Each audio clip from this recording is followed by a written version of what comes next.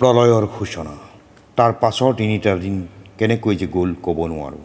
ল'ৰাৰ পৰা বুঢ়ালৈকে কি পুৰুষ কি নাৰী সকলোৱে ক্ষুদ্ৰ মুহূৰ্তও অথলে যাবলৈ দিয়া নাই। দিন ৰাতি সমানে প্ৰত্যেকেই নিজৰ কামত ডুবি গৈছে। ভাগৰ নাই, বিশ্ৰাম নাই, পূৰ্ণোদ্যমেৰে অবিৰাম কৰি গৈছে নিজ নিজ কৰ্তব্য। ই এক কমল নগৰৰ নতুন ৰূপ। এই তিনিদিন মই নিজে প্ৰতিটো মুহূৰ্ত সমানে খাটিছোঁ। নিজৰ কাম কৰা শক্তি দেখি নিজে আচৰিত হৈ গৈছোঁ। তাতোকৈ বেছি হৈছোঁ আৰু এজনৰ কাম কৰা শক্তি দেখি, সেইজনা চম্পা। সকলোৱে জানে চম্পা মোৰ ভনী। তাইক লৈ সদায় গৰ্ববোধ কৰিছিলোঁ, আজি আৰু বেছি কৰিছোঁ।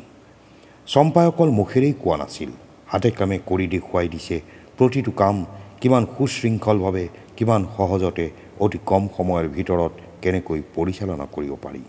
অকল বৰ্তমান এৰি দুদিন পাছৰ কথাও ভাবিবলৈ পাহৰা নাই চম্পাই। উমা, গৌৰী, ৰমা আদি লগৰ সকলো ছোৱালীক লৈ চম্পাহঁতে এটা নাৰী বাহিনী খুলিছে। বয়সীয়াবোৰো বাদ যোৱা নাই। সকলোকে ভাগ ভাগ কৰি লগাইছে বেলেগ বেলেগ কামত। এভাগক লগাইছে সকলো ৰকমৰ আহিলা পাতি যোগাৰ কৰাত, যাতে গড় বন্ধা আদি সকলো ৰকমৰ কামত যিকোনো বস্তুৰ অভাৱত কাম বন্ধ কৰিবলগীয়া নহয়। নিজেই দেখিছোঁ, যেতিয়াই কৰ্মীবোৰৰ যি বস্তুৰে প্ৰয়োজন হৈছে তাক চম্পাৰ বাহিনীয়ে তৎক্ষণাৎ হাতত তুলি দিছে। আন এভাগক লগাইছে খেল মাটিত কৰ্মীবোৰৰ সুবিধাৰ কাৰণে শাৰী শাৰী ঢৌ খুটি পুটি ৰন্ধা বঢ়াত। এভাগক সময়মতে প্ৰতিটো কৰ্মীৰে হাতত আহাৰ তুলি দিবলৈ, সিহঁতৰ জিৰণি ল'বৰ কাৰণে খোৱা মেলাৰ ব্যৱস্থা কৰিবলৈ। গৌৰীৰ লগত আন এভাগক দিছে ৰঙাটিলাৰ ভাৰ। কমল নগৰৰ প্ৰতিটো ঘৰৰ পৰা সকলো ৰকমৰ অস্ত্ৰ শস্ত্ৰ বিচাৰি ৰঙাটিলাত গোটোৱা, ৰাজধানীৰ পৰা অহা বাৰুদৰ গাড়ীবোৰ খালী কৰাৰ ব্যৱস্থা কৰা।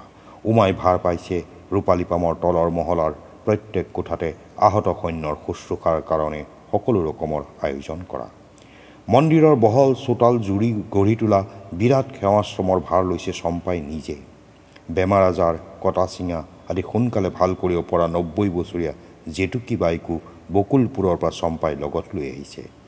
অকল দেৱ মন্দিৰত লিপ্ত থাকি চম্পাই কিন্তু শান্তি পোৱা নাই। কমল নগৰৰ ইমূৰৰ পৰা সিমূৰলৈকে ইটো সিটো কৰি তাই ছিটিকি ফুৰিছে। কমল নগৰৰ প্ৰত্যেক প্ৰাণী চম্পাৰ দৰে আপ্ৰাণ শক্তিৰে নিজৰ কৰ্তব্য কৰিছে। চম্পাৰ দৰেই খাটিছে, তাত সন্দেহ নাই। কিন্তু তাইৰ সৰ্বপ্ৰধান দান হৈছে সকলোকে উপস্থিত ভয় দুৰ্ভাৱনাৰ কথা পাহৰাই ৰখা। চম্পা য'তে থাকে, কি ছোৱালীবোৰৰ লগত, কি দুশ্চিন্তাগ্ৰস্ত তিৰোতাবোৰৰ মাজত বা খেল মাটিৰ ল'ৰা বুঢ়াবোৰৰ মাজত, সেই সকলোৱেই তেতিয়া পাহৰি যায় যে সিহঁতে এখন ভয়াৱহ যুদ্ধৰ কাৰণে প্ৰস্তুত হৈছে। চম্পা আৰু চম্পাৰ নিচিনা ৰাংঢালী গাভৰুবোৰৰ উপস্থিতিত সকলোৰে ধাৰণা হয় যেন সিহঁতে যুদ্ধৰ পৰিৱৰ্তে এখন অভিনৱ উৎসৱৰে আয়োজন কৰিছে। ইয়াৰ মাজত হুলস্থুল কৰি উফৰি ফুৰা চম্পালৈ চাই চাই ময়ো ভাবোঁ, এই তিনিদিনৰ ভিতৰতে চম্পা যেন আকৌ আমাৰ কৈশোৰৰ বনৰীয়া জীৱনলৈ উভতি গৈছে। সেইদিনা সংগী আছিলোঁ অকল মই, আজি হৈছে গোটেই কমল নগৰৰ ল'ৰাৰ পৰা বুঢ়ালৈকে সকলো। নগৰৰ মাজত সিহঁতৰ কাম কিমান দূৰ আগবাঢ়িছে নাজানো, কাৰণ এই তিনিদিনৰ ভিতৰত খন্তেকৰ কাৰণেও খেল মাটি এৰি এখোজো আঁতৰি অহা নাই। কৰ্মী আৰু বৰমূৰীয়া প্ৰায় সকলোৰেই খোৱা শোৱাৰ যোগাৰ খেল মাটিতেই আছে। মোৰ নাই যদিও কাম এৰি আহিব পৰা নাই। তাৰ উপৰিও তাৰে পৰা ২ মাইল আঁতৰত চম্পাৰ নিজৰা। উমাৰ ৰূপালী পাম আৰু দূৰৈত, নৈৰ সিপাৰে। গতিকে ইচ্ছা থাকিলেও কলৈকো অলপ সময়ৰ কাৰণেও আহিব পৰা নাই। মোৰ দৰেই অসুখতেও খেল মাটি এৰি আহিব পৰা নাই। মাথো দুপৰীয়াৰ ভাত সাজ খাবলৈ লক্ষ্মীনাৰায়ণ, অশোক আৰু ২-এজন বৰমূৰীয়া নিজৰ নিজৰ ঘৰলৈ যায়। বাকী সকলোবোৰেই তাতেই ইফালে সিফালে সিঁচৰতি হৈ খাবলৈ বহে। মোৰ দুপৰীয়াৰ সাজৰ কাৰণেও ঘৰলৈ অহাৰ প্ৰয়োজন নহয়, যিহেতু ঠিক খোৱাৰ সময় হ'লেই মই য'তেই থাকোঁ লাগিলে চম্পাৰ মুখ দুটা শব্দ কাণত পৰেহি, দাদা আহা। খোৱা বস্তু তাত যথেষ্ট পৰিমাণে থকা স্বত্বেও ঘৰৰ পৰা লগত লৈ অহা দেখি ক'বলৈ বাধ্য হওঁ, চম্পা, তই এনেকৈ এইবোৰ কঢ়িয়াই অনাতকৈ দেখোঁ মই নিজেই ঘৰলৈ যাব পাৰোঁ, কিয় মোক নকওঁ? চম্পাই হাঁহি উত্তৰ দিয়ে, ঘৰততো আমি সদায়েই খাওঁ দাদা, কিন্তু মাজে মাজে এনেকৈ মুকলি ঘাঁহনিত বহি খাবলৈ বৰ ভাল লাগে। তোমাৰ ভাল নালাগে? লাগে, কিন্তু কিহৰ কাৰণে আমি প্ৰস্তুত হৈছোঁ তাৰ কথা ভাবিলে বনভোজৰ সকলো আনন্দ যে শেষ হৈ যায়। যাবলৈ নিদিলেই হয়। প্ৰতিকাৰৰ অৰ্থে শক্তি অনুযায়ী সকলো কৰিছোঁ। অনাগত দিনবোৰ লগত সুখ লৈ আহক, দুখ লৈ আহক। মাথো ভাবি ভাবি এইটো তাক ভেটা দি ৰাখিব নোৱাৰোঁ। পাৰিব জানো? কৈছিলোঁ নহয়, জীৱনটো ক্ষণস্থায়ী। গতিকে কাইলৈৰ কাল্পনিক দুখেৰে আজি দিনটোৰ আনন্দখিনিক কিয় ম্লান কৰি দিবা? আহা, দুয়ো আন মানুহৰ পৰা আঁতৰত গছৰ ছাঁ পৰি থকা মুকলি ঘাঁহনিত বহি বহি গল্পৰ মাজত খোৱা সময়কণ কটাওঁ। সেই সময়কণৰ ভিতৰতে আমি দুয়ো সম্পূৰ্ণৰূপে পাহৰি যাওঁ আমি ক'ত। মনতে ধাৰণা হয় দুয়ো যেন আকৌ বকুলপুৰৰ হাবি পালোহি।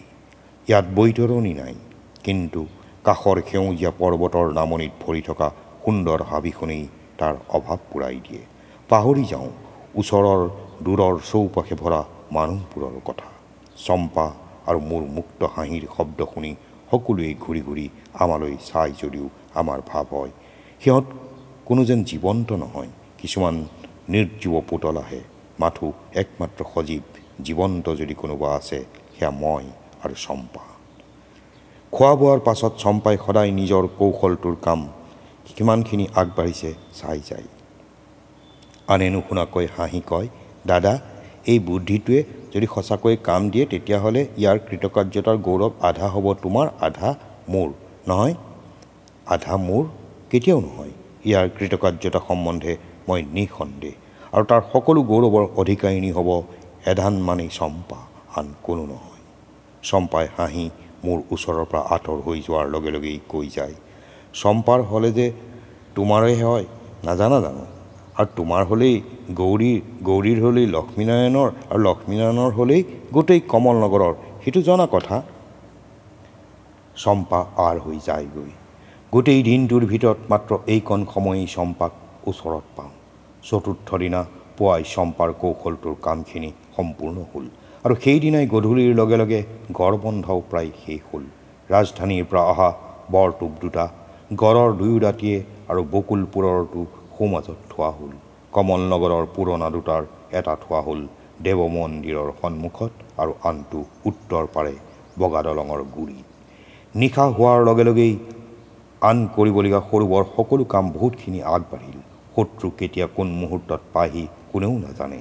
সেই মুহূৰ্তটো হ'ব পাৰে 10 দিনৰ পাছতো হ'ব পাৰে। গতিকে শত্ৰুৱে অকস্মাতে কৰিব পৰা আক্ৰমণ প্ৰতিৰোধ কৰিবৰ কাৰণে সকলোৱেই প্ৰস্তুত হৈ ল'লে। প্ৰত্যেক কৰ্মীয়েই গধূলিৰ ভিতৰতে ৰূপান্তৰিত হৈ গ'ল একো একোজন সৈনিকলৈ। যুঁজৰ সাজ পিন্ধি গাইপতি ঢাল তৰোৱাল নিজৰ নিজৰ কাষত লৈ কেইবাদিনৰো পাছৰ শান্তিৰে অলপ জিৰাবলৈ ল'লে। তাৰে কিছুমানে পাল পাতি থাকিল পহৰাত। এইকেইদিন সকলো কামৰ মাজত মই খন্তেকৰ কাৰণেও চকু মুদিবলৈ অৱসৰ পোৱা নাছিলোঁ। আজি কিন্তু ৰাতি হৈ অহাৰ লগে লগেই ভাগৰত অৱশ হৈ পৰিছোঁ। টোপনিত চকু মুঠ খাই আহিছে, আনকি থিয় হৈ থাকিবৰো শক্তি পোৱা নাই। তাকে দেখি লক্ষ্মীনাৰায়ণ আৰু অশোকে মোক অলপ শুই ল'বৰ কাৰণে ঘৰলৈ যাবলৈ ক'লে। আগৰ কেইদিনো কৈছিল, কাণ কৰা নাছিলোঁ। আজি কিন্তু তৎক্ষণাৎ শুনিলোঁ। তাৰ উপৰিও মোৰ সকলো পোছাক পৰিচ্ছদ অস্ত্ৰ শস্ত্ৰ আছে চম্পাৰ ওচৰত। গতিকে সময় নষ্ট নকৰি খোজ ল'লোঁ। লক্ষ্মীনাৰায়ণ ডাঙৰীয়াই পাছফালৰ পৰা মাত লগালে, চন্দন মইনা, চম্পাহঁতৰ ঘৰলৈ যাবলৈ হ'লে বহুত দূৰ পৰিব। তুমি বৰঞ্চ ৰঙাটিলালৈকে যোৱা, ওচৰ হ'ব, আৰু তাতে গৌৰীয়ে সকলো সুবিধা কৰি দিব পাৰিব, বুজিছা? আৰু মই মাতি নপঠিওৱালৈকে আহিব নালাগে। এইকেইদিন তুমি এটা মুহূৰ্তও শোৱা নাই। যোৱা, আজি অলপ শুই লোৱাগৈ। টোপনি ইমান ধৰিছে যে প্ৰতিবাদ কৰিবলৈকো এলাহ হ'ল। মুখেৰে একো নামাতি তলি তলি আগবাঢ়িলোঁ। ৰঙাটিলাৰ পদূলি মূৰ পাই ভাবিলোঁ, কি কৰোঁ? মোৰ পৰিৱৰ্তে অশোক বা আন যিকোনো এজন অহা হ'লে গৌৰীয়ে অলপো আচৰিত নহ'লহেঁতেন। এইকেইদিন যিয়ে য'ত পাইছে আপোন পৰ নাভাবি ততেই অলপ শুই লৈছে, খোৱা বোৱা কৰিছে। কি গৃহস্থী, কি অতিথি, সকলোৰে ওচৰত সি হৈ পৰিছে স্বাভাৱিক সাধাৰণ কথা। কিন্তু যিখন ঘৰত গৌৰী আছে তালৈ মোৰ যোৱাটো আনৰ চকুত নহ'লেও গৌৰীৰ কাৰণে সি হৈ উঠিব অস্বাভাৱিক। গৌৰীয়ে বুজিব মোৰ ফালৰ পৰা আমাৰ প্ৰতিদিনৰ উগ্ৰ অথচ মধুৰ খণ্ডযুদ্ধৰ পৰিসমাপ্তি বিচাৰিছোঁ, যিটোৰ মানে পৰাজয় স্বীকাৰ কৰি লোৱা। কল্পনা কৰিলোঁ উমাক কোৱাৰ দৰে যদি মই গৈ গৌৰীক কওঁ, গৌৰী, মোৰ বৰ টোপনি ধৰিছে, শুবলৈ এখন বিচনা দিয়া, তেতিয়াহ'লে গৌৰীয়ে কি কৰিব? সেই প্ৰথম দিনাৰ পৰা এই ১.৫ বছৰে সম্বোধন কৰা দূৰৰ কথা ভদ্ৰভাৱে এষাৰ কথাও হোৱা নাই।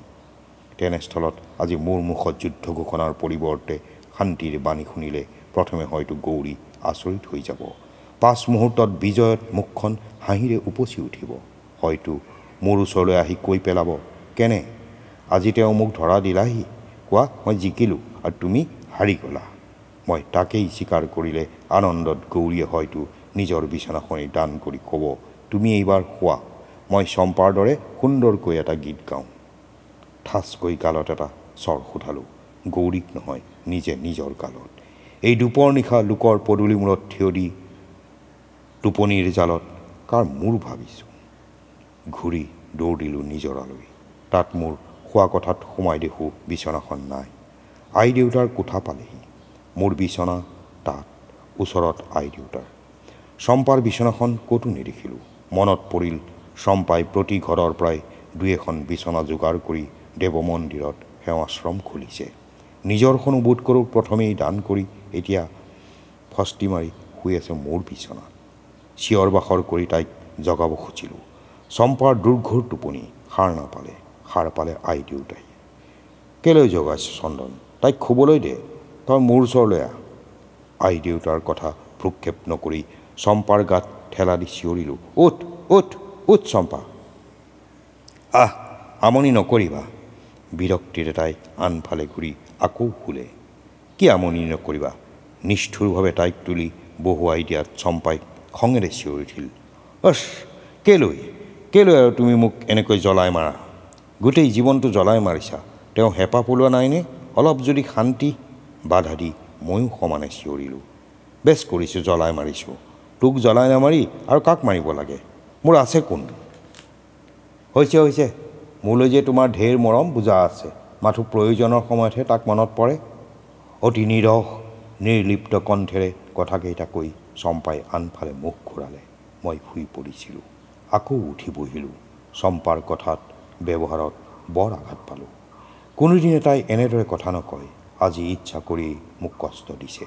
চম্পাই জানে নিজৰ অতি চেনেহৰ আপোনজনক কাৰো মুখ ফুটাই ক'বৰ প্ৰয়োজন নহয়, মা তোক মই ভাল পাওঁ চম্পা, তোক মই ভাল পাওঁ।